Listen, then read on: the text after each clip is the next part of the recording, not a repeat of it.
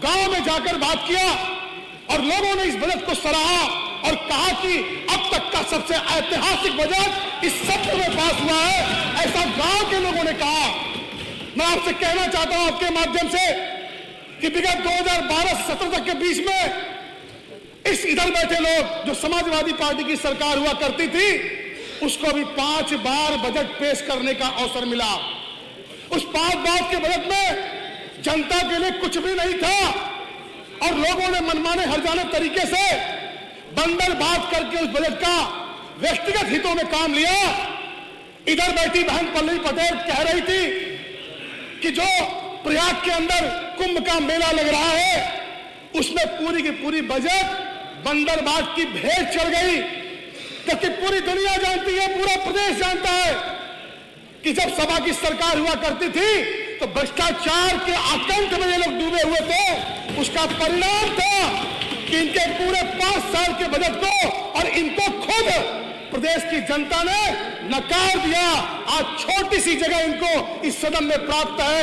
अपने द्वारा पेश किए गए बजट और देश के प्रति, प्रदेश के प्रति अपनी नियति का अपने अंतर आत्मा से परीक्षण करें कि वास्तव में इन्होंने कौन सी गलती की थी, किस गलती का परिणाम ये भुगत रहे हैं। लगातार इस योगी जी की नेतृत्व में चल रही सरकार जो ईमानदारी की पराकाष्ठा पर जाकर देश हित, प्रदेश हित में लगातार काम कर रही है। मैं बधाई देना चाहता हूं इस 2023-24 के बजट पर जो माननीय वित्त मंत्री जी ने पेश किया है। लोक कल्याण के हित में यह बजट है, जनता के हित में बजट है। पूरी की पूरी प्रदेश की जनता इस बजट की प्रशंसा कर रही है। अनेकों मुद्दे हमारे साथियों ने बताए जो आप उसका जवाब देने के लिए तैयार नहीं है, ना सक्षम है।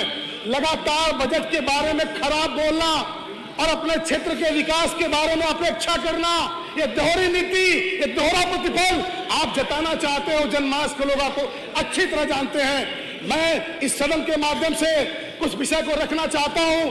चूंकि मैं जिस समाज से आता हूं वो जायसवाल समाज है। अभी प्रयाग के अंदर राष्ट्रीय कार्य समिति हुई थी और हम सब लोग पूरे के पूरे देश के अंदर अलग अलग नामों से, कहीं गुलहरे, कहीं शिवहरे, कहीं चौधरी, कहीं नाडर, अन्य तमाम बिरादरी के नाम से सब जायसवाल समाज के लोग रहते हैं और सभी के सभी राष्ट्रवादी विचारधारा के साथ जुड़े हुए हैं, पार्टी के साथ जुड़े हुए हैं। और हम सब लोगों के आराध्य राज राजेश्वर शास्त्रा बाबू अर्जुन जी महाराज के हम सब वंशज हैं।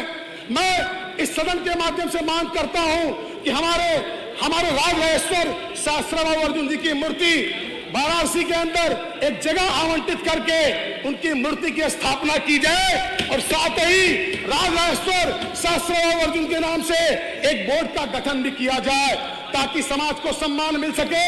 साथ ही साथ अंतरापुल चौराहा जो हमारे समाज के बहुत ही वरिष्ठ 30 भाषाओं के जानकार विधिवक्ता, हिंदी के प्रकांड विद्वान डॉक्टर काशी प्रसाद जायसवाल जी, जिनको हम सब अपना आराध्य मानते हैं, उनके नाम से अंतरापुल चौराहा का निर्माण नाम रखा जाए। मैं आपसे निवेदन पूर्वक कहना चाहूंगा, हमारे साहू समाज के लोग बहुत बड़ी संख्या में हैं। उन लोगों के मान सम्मान की चिंता करते हुए सांस्कृतिक राजधानी वाराणसी में तमाम पर्यटक आते हैं। कुछ नामों में परिवर्तन करना उस समाज के लिए बहुत जरूरी है। वाराणसी में तेलिया नाला, तेलिया घाट और तेलिया नाला और तेलिया घाट और तेलिया बाग का नाम बदलकर लखनऊ के तर्ज पर तेली बाग, तेली घाट और तेली नाला रखा जाए। मैं निवेदन करना चाहता हूं, जिस विधानसभा से मैं आता हूं वहां पर पार्टी के विश्व हिंदू परिषद के ठाकुर गुरजन सिंह रहा करते थे। उनका गांव चंदौली विकास खंड के खुरजहां में आता है। वो लाखों नौजवानों के लिए प्रेरणा स्रोत थे। विश्व हिंदू परिषद के राष्ट्रीय नेता के रूप में उनकी पहचान थी।